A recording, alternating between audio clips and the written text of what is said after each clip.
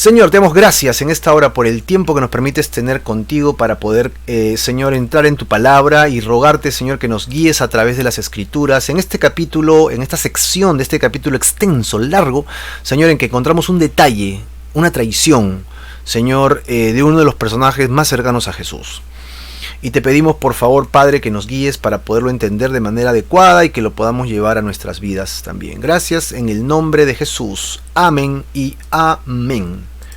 Muy bien, queridos hermanos, vayan pues al libro de Lucas, el Evangelio según San Lucas, capítulo 22, y vamos a ver del versículo 54 en adelante, ¿no? El tema de Pedro niega a Jesús. Acá yo le he puesto un subtítulo para ir a través de este tema, que es la triple negación de un amigo. Ese es el enfoque que le damos a dar, y al final hay una pregunta importantísima. Siempre tengo preguntas, pero estas preguntas no son no son capciosas, ¿no? Estas preguntas no son así con doble intención de querer sacarte algo. No. Todas las preguntas que hacemos acá tienen un tenor de autoevaluación, ¿no? Un tenor de cómo estoy con Dios, cómo me va mi relación con Dios. Esa es la idea de las preguntas que hacemos. Le llamamos a esto preguntas inductivas, ¿no? Nosotros estudiamos la Biblia como tú lo notas, verso a verso, capítulo a capítulo, sección por sección, ¿verdad? Libro a libro, y esta es la forma inductiva que enseñamos en todas las iglesias de Capilla Calvario, ¿no? Todas las iglesias de Capilla Calvario enseñamos de esa misma manera, usando este método que se llama método inductivo, de tal manera que lo que hacemos es sacar las escrituras y te decimos lo que dice la palabra de Dios. Si hay algún comentario personal, lo decimos, ¿no? Yo pienso esto de manera personal, pero la Biblia dice aquello, y punto. Así, todos los que escuchamos y los que enseñamos nos aseguramos de que es la palabra de Dios misma hablando a nuestro corazón, y nada más, nada más. Nosotros somos simplemente carteros, ¿no? Llevamos el mensaje. No somos los protagonistas del mensaje, somos simplemente quienes les ayudamos a entenderlo. Nosotros mismos también aprendemos día tras día. Y hoy día tenemos un pasaje que realmente es un pasaje que hay que tener mucho cuidado, ¿no? Es un pasaje tremendo, la negación de Pedro. Muy bien, vamos a entrar en tema. Para ello no olviden que nosotros buscamos siempre un pequeño repaso de dónde nos encontramos. En este capítulo que es tan largo hemos encontrado detalles como, por ejemplo, que Judas definitivamente ahora entra en el tema de no, yo voy a abandonar al Señor, yo voy a abandonar al Maestro, yo voy a dejar los caminos y lo voy a vender porque algún provecho tengo que sacarle. Así que él va con los principales sacerdotes y también con los que tienen el tema de control, ¿verdad? Acá en Perú le llamamos, aparte de la policía, está el serenajo, ¿no? Por ejemplo, el serenajo. Y les dice, pues, yo les voy a entregar al maestro. Yo sé cómo hacerlo. Ellos se ponen contentos y pues acuerdan darle un tanto, ¿no? Un dinero para que se cumpla esa promesa. Y inmediatamente después, en esa misma noche, Jesús le pide a Pedro y a Juan que preparen un lugar donde pasar la Pascua. Es importante, es una fecha importante judía. Eso significaba que todos los judíos de esa época que se consideraban judíos estaban en Jerusalén. Ok, estamos marcando un punto importantísimo. No es un día cualquiera, es un día solemne, es un día importantísimo. Todo judío que se consideraba como tal debía estar allí, y esta noche todos los judíos deberían estar haciendo lo que Jesús hacía, preparando todo para la noche. Es como en muchos países de Sudamérica la Navidad es el momento más importante, ¿no? Ya desde el 23, 24 la gente está que se prepara para el 24 de la noche y recibir el 25. Lo mismo pasa en Norteamérica con el Día de Acción de Gracias. Es un día importantísimo, familiar. Entonces, pues, separan todo para ese día. Y así, hay fechas importantes. Y para los judíos, la Pascua es la fecha importante. Así que Jesús se encuentra con sus discípulos preparando este momento. Y Él le dice, ¿cuánto anhelé yo tener este tiempo con ustedes? Y Jesús, de esta ceremonia de más o menos 7 cosas, lo que hace es tener prácticamente una ceremonia muy marcada, y saca 2 elementos de la ceremonia que son como de 7 puntos, y de esos 2 saca la copa y el pan, que representarían de ahora en adelante el nuevo pacto que Dios haría a través de esta institución de la Cena del Señor. Todo cristiano, todo creyente que ejercita su fe debe celebrar la Cena del Señor. No hay fechas porque nosotros no celebramos la Pascua, pero nosotros deberíamos hacerlo regularmente, ¿no? Ahora con todos estos temas todo se ha frustrado, ¿verdad? Estamos viendo la forma de involucrarlos a ustedes en la Santa Cena, así que vayan preparando una copa, ¿verdad? Para cada uno de sus familiares, y pancito de repente ciabatta o pancito árabe, esos pancitos redonditos sin masa. Y para cuando le digamos fecha, ustedes tienen preparados sus elementos, ¿no? Su juguito de uva para que podamos compartir. Si tienen problemas con alcohol, nada de licor, nada de vino, ¿no? Algo simple. Y pues una vez que lo tenemos, separamos como Jesús estos dos elementos, el vino y el pan. Y con esos dos elementos Jesús dice, este es mi cuerpo, este es mi sangre, y esto estaba hablando de su muerte en la cruz, ¿no? Su cuerpo y su sangre serían entregados como el pago, como lo fue en la Pascua judía cuando salieron de Egipto. Tremendo, ese día que estudiamos fue tremendo, ¿no? Y entonces, una vez que está la ceremonia en curso, acabando, avanzando, Jesús se da cuenta que nadie había lavado los pies de nadie. Y entonces él comienza a hacer algo importante, comienza a marcar el liderazgo de sus discípulos y les dice, el mundo tiene las formas de las formas de liderazgo diferente a la mía. Yo tengo mi forma de liderazgo, y mi forma de liderazgo es el servicio. Y les va a dar una cátedra, ¿no? En 3 escenarios diferentes, ¿no? Incluso cuando anuncia la negación de Pedro, le sigue dando instrucciones de liderazgo, cómo es que se manejaría su reino, y después se enfoca a todos los apóstoles que están allí, que eran 11, porque creemos que para este momento ya tal vez Judas estaba saliendo, ¿no? Y les dice que no les faltó nada cuando él los envió.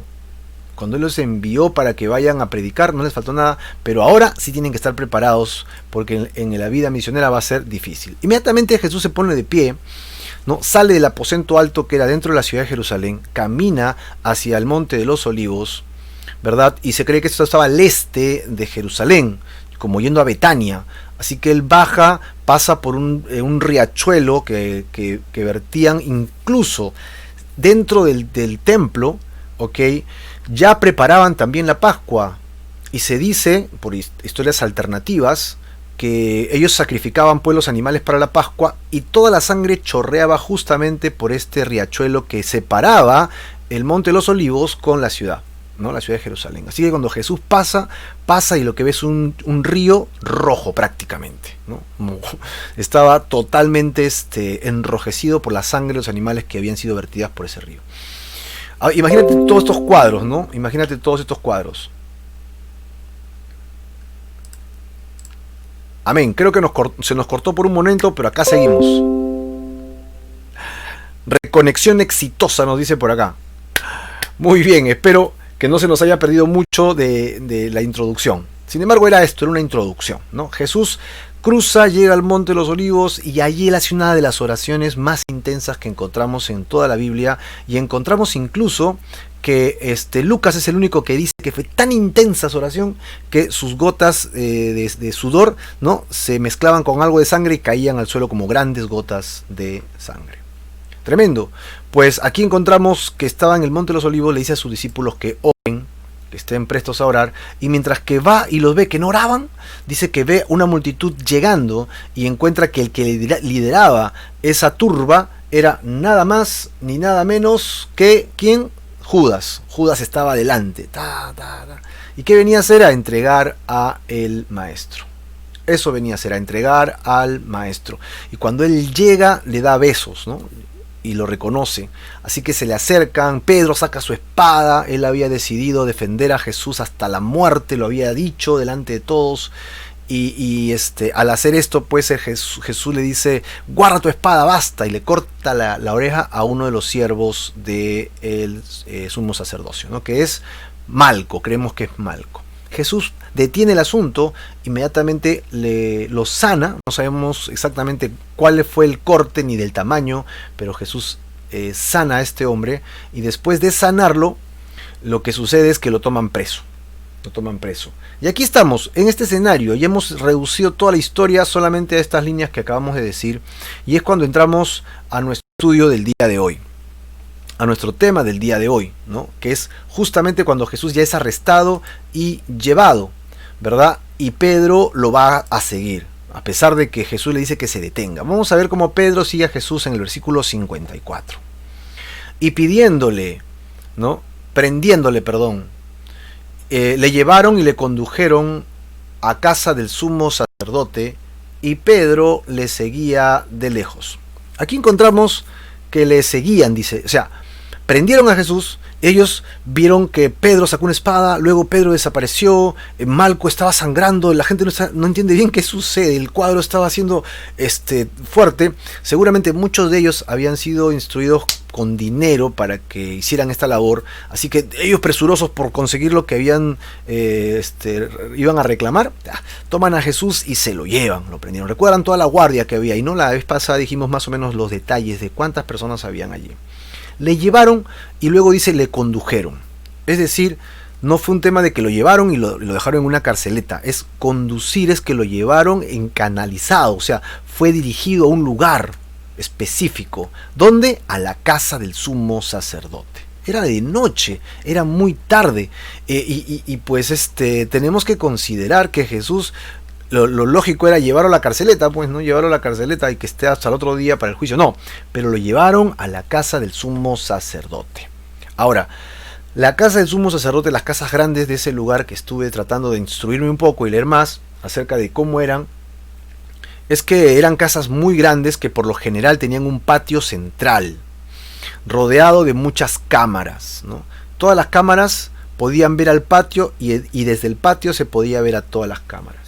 Había una sola entrada, y la entrada principal era un portón muy grande, portones grandes, correcto, con un solo pasadizo que llevaba justo directo al centro del patio.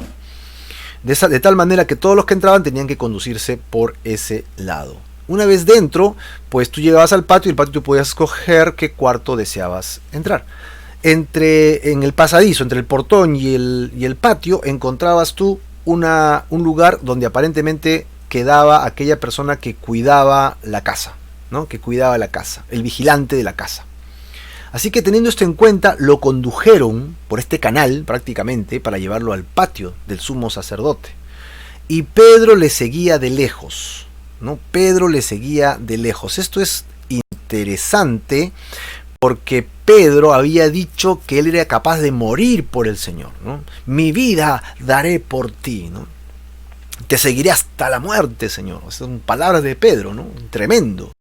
Ahora Pedro tenía su prestigio que guardar, pues, ¿no? Porque él había ofrecido esto y resulta que Jesús le dijo, guarda la espada, y él se quedó un poco en el aire, ¿qué hago? Así que él sigue al maestro de lejos, de lejos. En el otro evangelio, según San Juan, nosotros vamos a encontrar que inmediatamente después de llegar Pedro a la casa del sumo sacerdote, se encuentra con un problema. ¿Cuál es el problema? El problema es que no podía entrar. Pero ustedes recuerdan que Juan conocía al sumo sacerdote. Juan conocía pues a los siervos, conocía a todos, incluso de repente hasta a Malco. ¿Ok? Y lo que vamos a encontrar, si vemos todos los paralelos en conjunto, es que Pedro y Juan son los únicos apóstoles que se encuentran cerca del Señor. Y los demás desaparecieron. Tenemos uno que es Judas, desapareció. Luego tenemos al resto, que serían ¿cuántos? Serían 11 menos 2, 9. Serían 9 que no se sabe dónde están exactamente. Desaparecieron del escenario. ¡Fum! De los dos que quedan, Pedro en este momento va a entrar en escenario. Pedro también va a hacer algo que es traicionar al maestro. O sea, miren, si vamos de menos a más, solo Juan va a quedar hasta el final. Pedro, que se quedó hasta el final, no pudo sostenerse. Los demás apóstoles huyeron, salieron despavoridos. Judas, una traición terrible. Los 120, quién sabe dónde estarán porque ni se les menciona. Totalmente desaparecidos en acción. Así que Jesús se encuentra prácticamente solo.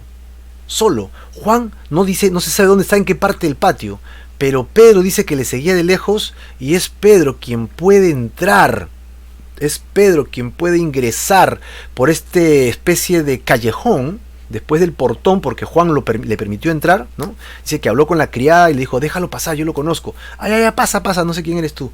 Y cuando pasa está medio oscuro, como medianoche, está en penumbra, entra hasta el fondo con las linternas. Y no es hasta que de repente la sierva esta pasa por allí en medio del patio y puede vislumbrarlo mejor a Pedro, ¿no? Ya le parecía raro que Juan lo haga pasar. Así que Pedro seguía a Jesús, pero desde lejos. Él quería conservar su promesa. Acá yo veo una fidelidad en Pedro. Lo que yo veo en Pedro acá es una sensación de querer hacer lo correcto. No le va a ser fácil, pero él está queriendo hacer lo correcto. Vamos pues al verso 55. No, vamos a ver cómo Pedro permanece al lado de Jesús y bajo qué términos. ¿Bajo qué términos todavía? Acá dice en el verso 5:5.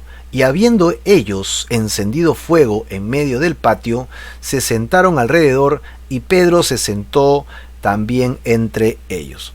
Si consideramos el hecho pues que había una pequeña guardia romana, cuando ellos llegan acá al patio dijeron ya nuestro trabajo terminó, nosotros nos regresamos acá a la guardia Antonia y nos quedamos ahí.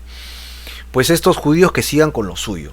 Así que tenemos a los siervos, tenemos a los vigilantes del lugar, que están armados con palos, ¿recuerdan? Son gente que está molesta con el Mesías y sus seguidores. Y ellos hacen una fogata. Pedro se va a meter pues a la cueva del lobo por Jesús. Eso es lo que está haciendo Pedro. Juan tal vez también está por allí, pero él no se mete al medio. Pedro es bien... ¿Cómo se le llama a este tipo de personas, no? O sea, wow, vamos, yo tengo frío y ahí está el fuego, así que yo también me meto ahí, ¿no? Sí, gracias por el fuego, ¿no? Y está ahí sobándose las manos, de repente tratando de calentarse. Pero ¿quién está a su alrededor? Todos aquellos. Y tal vez, porque no lo dice, ¿no? Hasta Malco, ¿no? Malco estaba con la oreja que no lo podía creer, tratando de contarles a todos su experiencia, qué había pasado, qué había sucedido, cómo estaba la situación. Y Pedro se encuentra aquí, bajo estas circunstancias. De repente ve a los familiares de Malco y Juan de repente lejos, oye, sal de ahí, no seas loco. Hay una pregunta para ti. Hay una pregunta para ti que tenemos acá pendiente. ¿Cuál es esa pregunta? ¿Serías tan valiente como Pedro para sentarte al lado de los que te quieren matar por tu fe?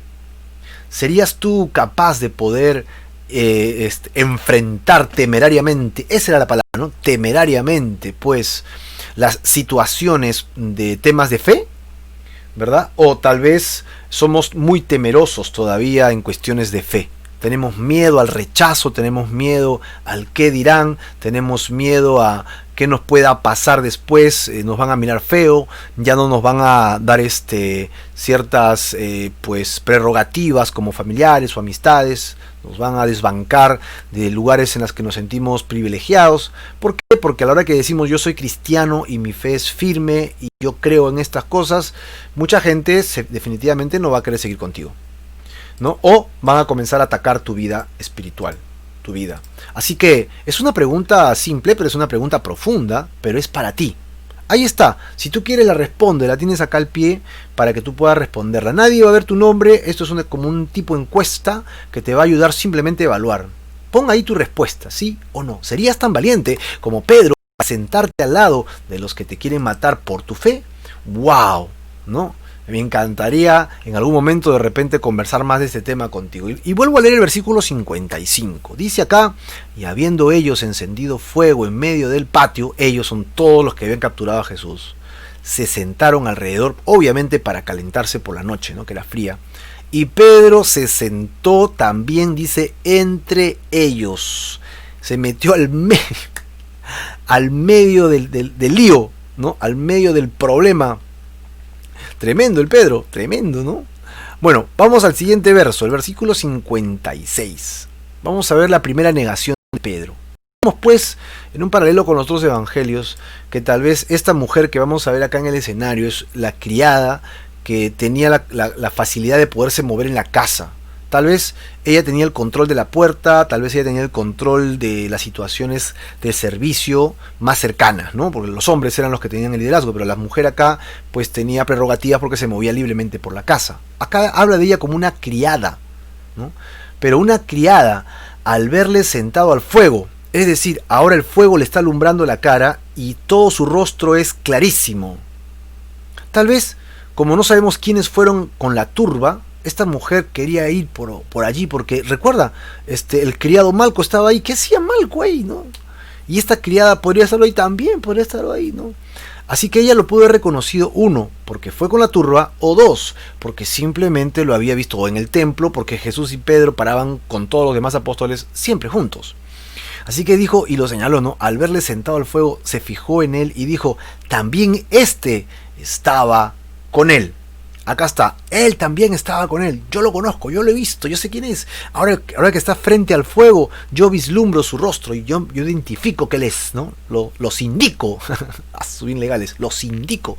Versículo 57. Miren lo que hace Pedro, ¿eh? Y Pedro, ¿qué dice? No, ¿yo?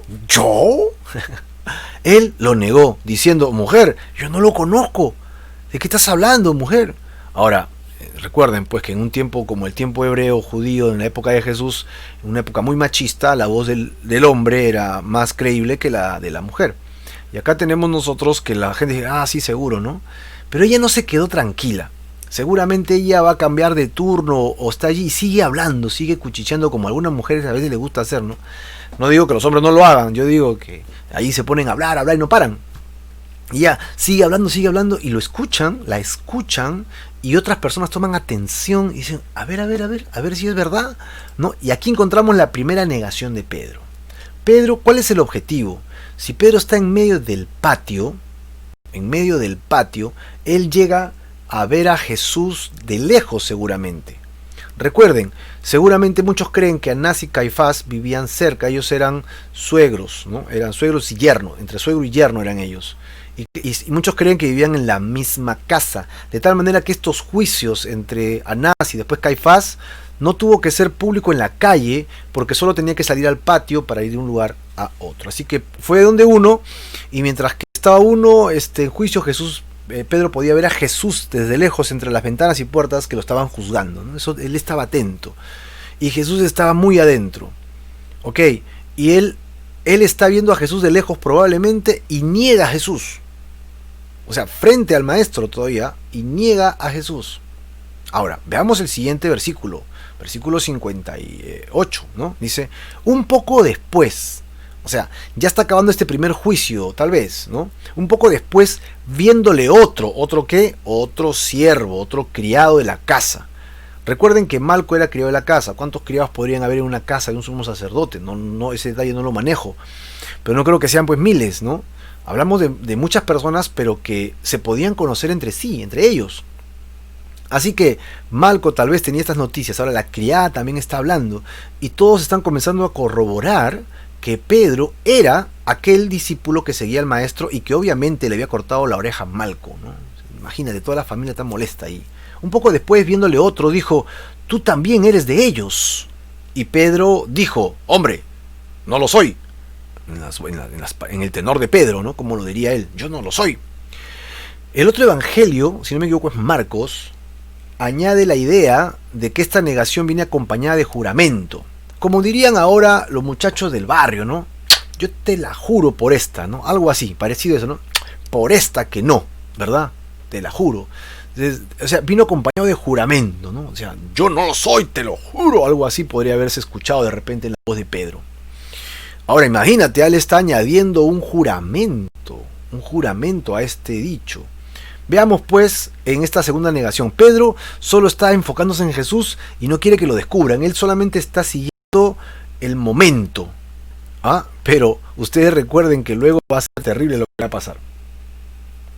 Versículo 59 al 60, primera parte. Como una hora después, calculamos pues que ya está saliendo de la casa de Anás para ir a la casa de Caifás, o creo que era al revés, y supuestamente para hacer eso salen al patio, salen al patio para pasar a la otra casa.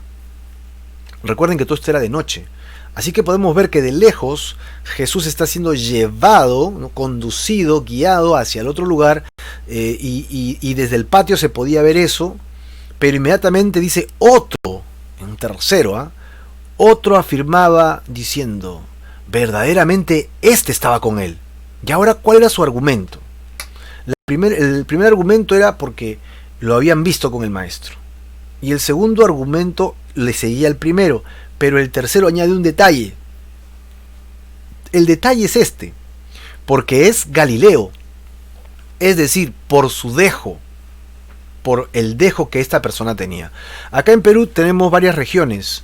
Acá en Perú tenemos costa, sierra y selva. Acá en Perú tenemos muchas etnias. Acá en Perú, como en muchos países sudamericanos, tenemos varias lenguas, si podemos llamarlas, ¿no? De alguna manera. Bueno, todas son lenguas completas, pero lenguas, ¿no? Tenemos el aymara, el quechua, el mismo español, el castellano. Y tenemos en dialectos, esa era la palabra que buscaba. Tenemos varios dialectos. Ahora imagínate una persona de la costa cuando ve a alguien de la selva, inmediatamente saca que es de la selva, ¿no? Porque tienen un dejo, un tenor. Cuando ven a alguien que viene de la sierra, ¿no? Del país, lugares preciosos en la sierra, uno escucha y dice, tú eres de la sierra, ¿no? ¿De qué parte eres? Inmediatamente uno está buscando en su mente de qué parte de la sierra es, porque la sierra pues atraviesa casi todo el país, ¿no? Por las montañas que atraviesan el país, las cordilleras. Igualmente, cuando estamos entre países, también sabemos de qué país son por el tenor. Y eso que hablamos todos español, ¿no? Todos hablamos castellano. Y nos podemos diferenciar por nuestros dejos. Algunos dicen, ustedes cantan mucho. Otros dicen, ustedes usan demasiada jerga, ¿no? Otros, y así. Ustedes tienen una vocecita cuando utilizan la Z, utilizan palabras en el español que nosotros no utilizamos. Ya sé, pues. Así que los de Galilea tenían un dejo. Tenían una forma de hablar que cuando alguien lo veía, tú eres de Galilea, ¿no? ¿Tú cómo sabes? ¿Y tú cómo sabes, chico? Que soy de Galilea. ¿Por qué? Por tu dejo, por la forma de hablar. Ahora, Jesús tenía su centro de operaciones allí, justamente en Galilea. Y todo lo que hacía Jesús lo hacía desde Galilea y luego venía a la fiesta en Jerusalén, ¿no? Él subía a Jerusalén a la fiesta. Y luego regresaba otra vez a su centro de trabajo, por decir centro de trabajo. Y ahí tenemos que esta persona dice, todos los galileos que están de alguna manera acá son de Jesús, están ligados al Señor. Así que sí, efectivamente, lo que dijo la criada debe ser verdad. Este tipo debe ser seguidor también de Jesús. Ahora, aquí encontramos que Pedro dijo, hombre, no sé lo que dices. Ok, acompañando a este versículo 60, las otras versiones, los otros evangelios dicen también que esto estaba acompañado con juramentos y maldiciones. O sea, no fue como la segunda vez, que solo dijo, por esta, no, yo lo juro, no, yo no soy, sino que la maldición caiga sobre mí, yo no soy seguidor de Jesús, ¿quién se han creído ustedes? Esa mujer me ha difamado. Y mientras más hablaba, todo el mundo se daba cuenta que Pedro era un mentiroso. Mientras más decía cosas, mientras más se defendía, ¿no? Entonces todo el mundo sacaba cuentas, este sí es seguidor del Señor Jesús. Porque se notaba que estaba mintiendo, ¿no? Estaba tratando de defender lo indefendible. Aquí en esta tercera negación de Pedro, tal vez Pedro se encuentra pues boquiflojo, ¿no? Como todo pescador de repente dado a ser bulla y de repente peleador y gritón. Y él pues en este momento le sale, ¿no? Le sale el Pedro, ¿no?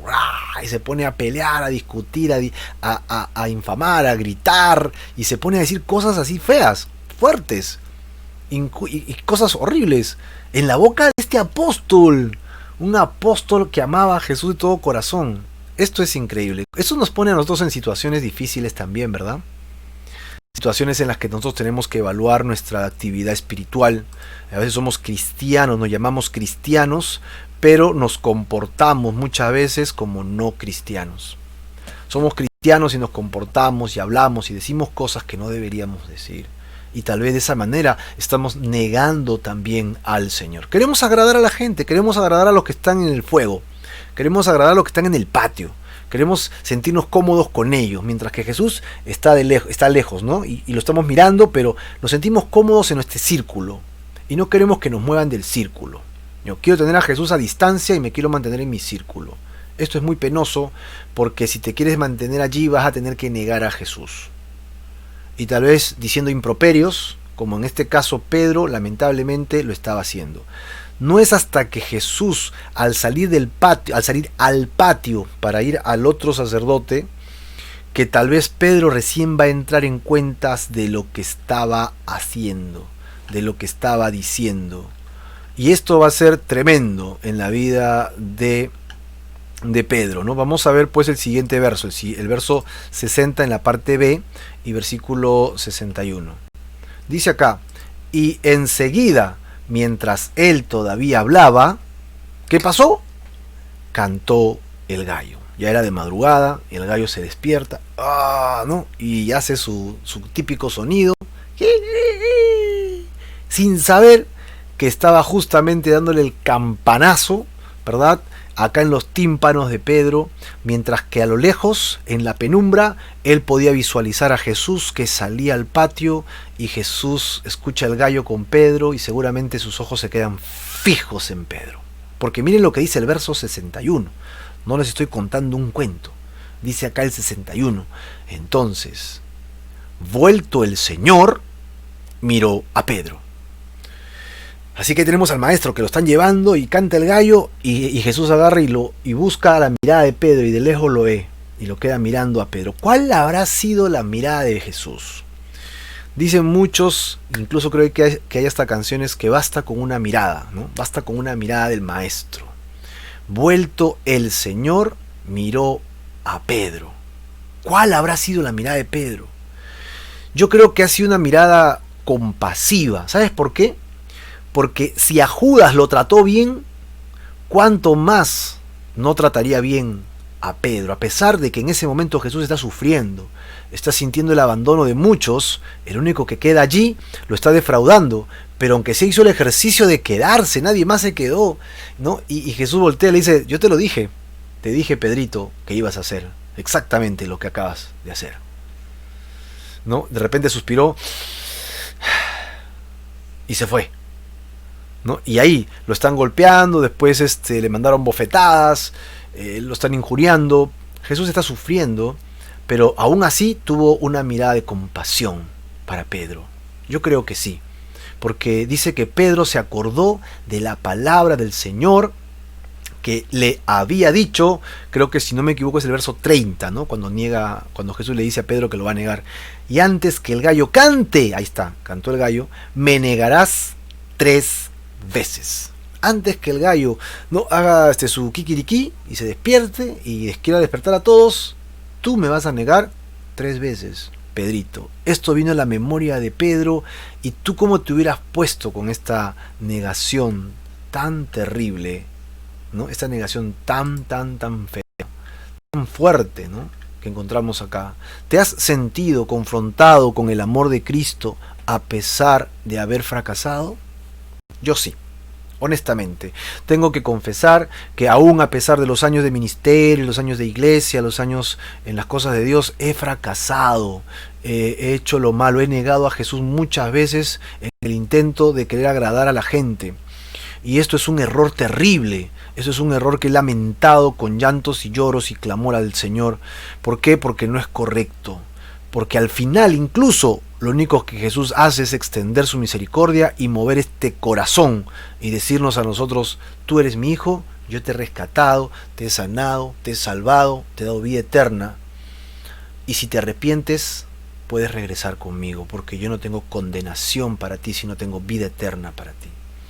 Así que, querido hermano, yo encuentro solamente misericordia de parte del Señor. Yo no encuentro otra cosa de parte de Dios para con sus hijos. En Cristo Jesús dice que no hay condenación. Pero qué engañoso y perverso es el corazón, ¿verdad? Como dice el profeta Jeremías, ¿no? El corazón, uno quiere, pero el cuerpo, el alma, el espíritu, anheloso por Dios, pero la carne es débil, y uno termina siendo engañado por su propio corazón. Qué terrible es el corazón del hombre, así que hay que tener cuidado, no te dejes confiar por tu corazón. Nuestro corazón es engañoso y perverso, dice la palabra de Dios.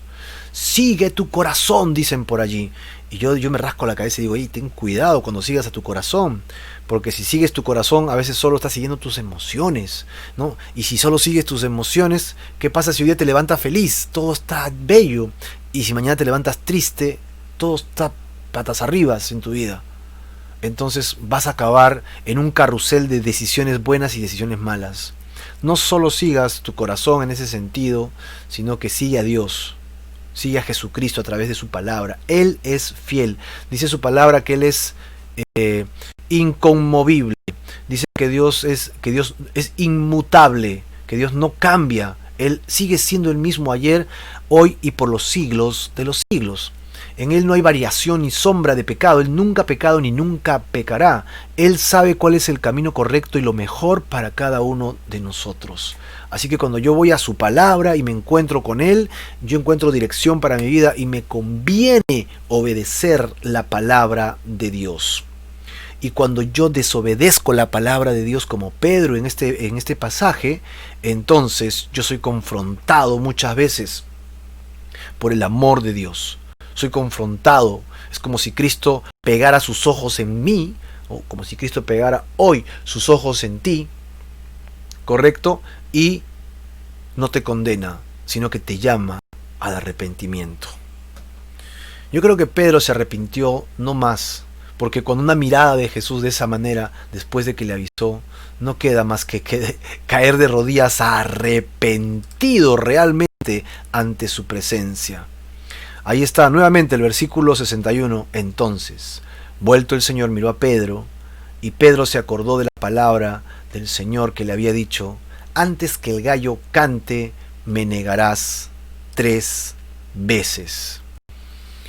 Y encontramos finalmente el lamento de Pedro. En el verso 62 dice: y Pedro, saliendo fuera, o sea, no sabemos cómo llegó a salir Pedro de este lugar, tal vez pidiendo permiso porque era un portón, estaba todo cerrado, nadie más entraba porque era un juicio cerrado, y Pedro termina saliendo, y afuera dice que lloró de manera amargamente. Como no me di cuenta, me dejé llevar por mi pasión, me dejé llevar por mi dolor, me dejé llevar por mi impulso, en lugar de mantenerme firme. El Señor me dijo hace menos de 3 horas, ¿no?, que me mantenga en oración.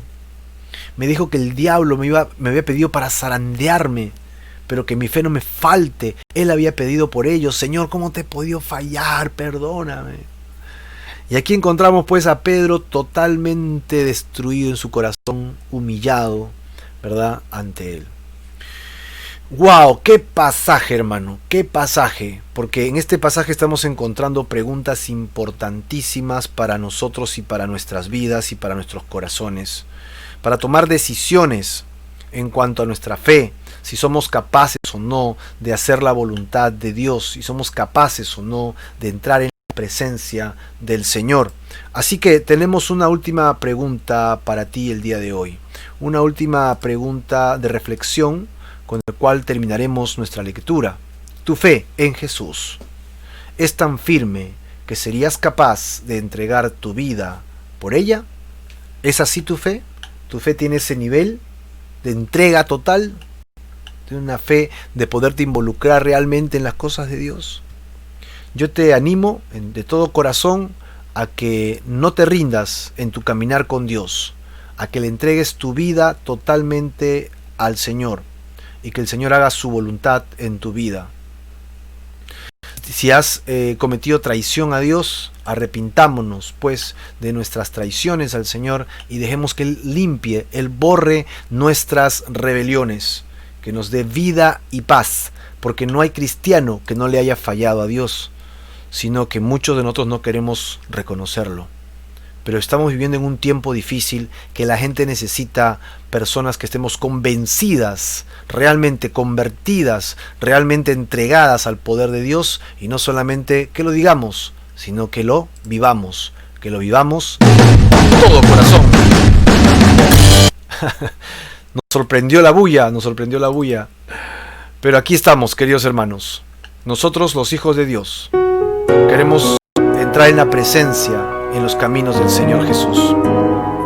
Si en esta noche, en esta hora, tú has aprendido algo acerca de la vida de Pedro, lo frágil que somos los seres humanos, lo frágiles que somos las personas cuando venimos a Dios, y no podemos ser tan leales como quisiéramos, no podemos ser tan firmes como quisiéramos, pues el Señor quiere darnos el poder, su poder. Pasajes posteriores veremos que el cobarde Pedro, el Pedro humillado, termina siendo un Pedro que Dios levanta nuevamente, arrepentido totalmente. Veremos que después de estas 3 negaciones, Jesús, resucitado, lo llama y le pide que le diga si lo ama 3 veces. Pedro, ¿me amas? Pedro, ¿me amas más que a estos? Pedro, ¿me amas? Entonces, cuida mis corderos, cuida mis ovejas. Jesús siempre quiere restaurar. Solo espera nuestro arrepentimiento. Solo espera que vengamos a Él realmente arrepentidos, para que Él haga su obra de redención en nuestras vidas. Así que tu fe en Jesús es tan firme que serías capaz de entregar tu vida por ello. Esa respuesta es tuya. Yo sé que abajo hay esta pregunta para que la respondas, para que te evalúes, pero es una pregunta de corazón. Es una pregunta que tienes que evaluar para ti. Y si tu respuesta es no, es que tal vez tu fe no es tan firme. Es porque tal vez tu fe aún no ha pasado por el fuego que necesitamos pasar los creyentes para asumir nuestros compromisos con Dios. Yo te animo pues a que en esta noche, en este momento, entregues tu vida a Jesús, que dejes que el Señor te cambie, te transforme y vengas a Él hoy día y encuentres salvación. Aquí están estas palabras que solemos utilizar nosotros. Las palabras importantísimas en la vida de un creyente son fe y arrepentimiento. Y Dios desea que tú tengas un arrepentimiento genuino, que en esta noche vengas delante de su presencia, que vengas delante de Él y le entregues tu vida por completo. Así que, ¿deseas entregar tu vida al Señor? Utiliza estas dos cosas, fe y arrepentimiento total. Dejémonos pues de vivir como vivíamos antes sin Dios. Atrevámonos a vivir bajo la sombra del Omnipotente. Pon tu fe en Jesucristo y en su única obra de redención en la cruz. Señor Jesús, en esta noche queremos entregarte nuestras vidas. En esta noche, en esta hora, en este momento, Señor, reconocemos que hemos fracasado, que hemos hecho lo indigno, lo malo ante tus ojos, y que habiendo fracasado, Señor, solo podemos pedirte que tú, Señor, nos limpies de todos nuestros pecados y nuestros males. Señor, somos pecadores y nos hemos deleitado en nuestro pecado hasta hoy día. Y hoy prometemos abandonar todo aquello que agrada a nuestra carne, para el mal, para el pecado, amarguras, griterías, maledicencias, malos pensamientos, malos deseos. Todo, Señor, entregamos en tus manos y te pedimos que nos ayudes a salir adelante y que en el poder de Jesucristo, Señor, tú nos permitas encontrar salvación y vida eterna. Hoy ponemos nuestra fe en ti, solamente en ti. Tú eres nuestro Señor y nuestro Salvador. Por lo tanto, solamente en ti descansamos, Jesús. Recíbenos, haznos tus hijos, redímenos, cómpranos con la sangre, Señor, que derramaste en la cruz. Y hoy día prometemos seguirte hasta el final de nuestros tiempos. Tú eres nuestro Dios, tú eres nuestro Señor, tú eres nuestro Salvador. A ti la gloria y la honra por siempre, en el nombre de tu amado Hijo Jesús, Señor. Amén y amén.